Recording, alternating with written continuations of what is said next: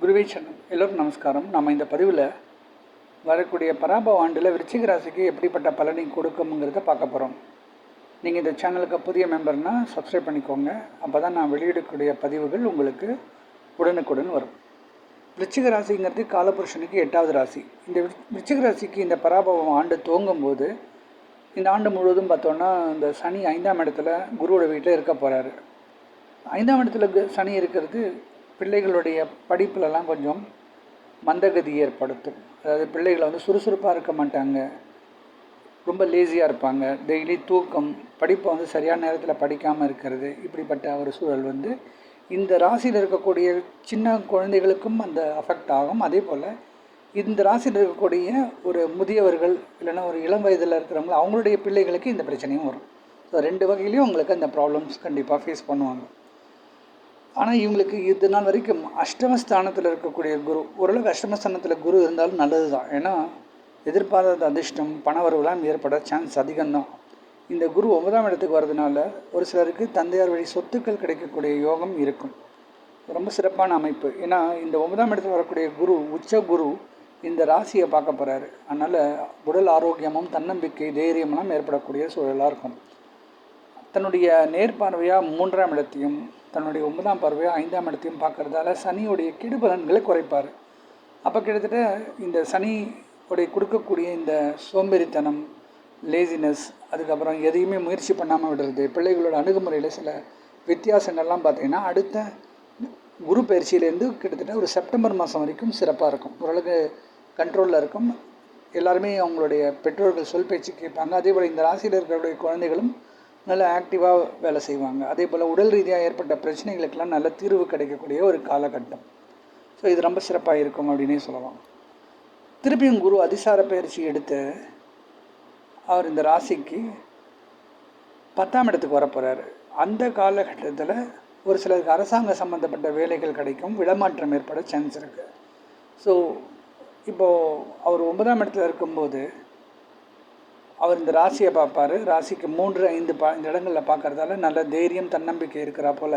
ஒரு சிலருக்கு அதிக ட்ராவல் ஏற்படக்கூடிய சூழல் இருக்கும். அதுபோல் கலைஞர்களுக்கு அவங்களுடைய கலைத்திறமைக்கு நல்ல பாராட்டுகள், அங்கீகாரம்லாம் கிடைக்க சான்சஸ் அதிகம் அப்படின்னே சொல்லலாம்.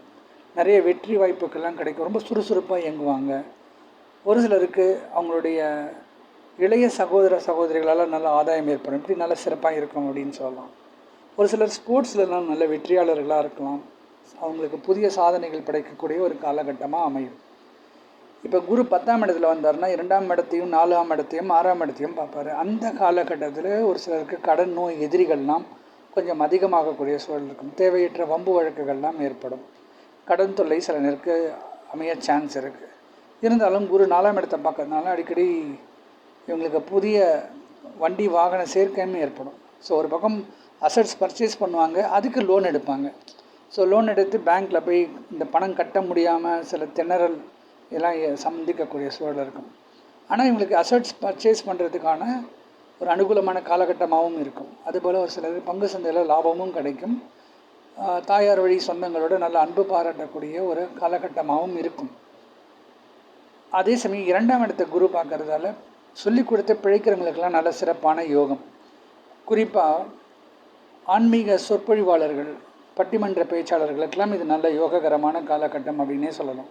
மற்றவங்களை வழிநடத்தி சொல்லக்கூடிய ஆசிரியர்களுக்கும் நல்ல சிறப்பான யோகம் அப்படின்னு சொல்லலாம். இந்த ராசிக்கு ராகு கேதுவோடைய அமைப்பு இது நாள் வரைக்கும் ரொம்ப சிறப்பாக இருக்குது.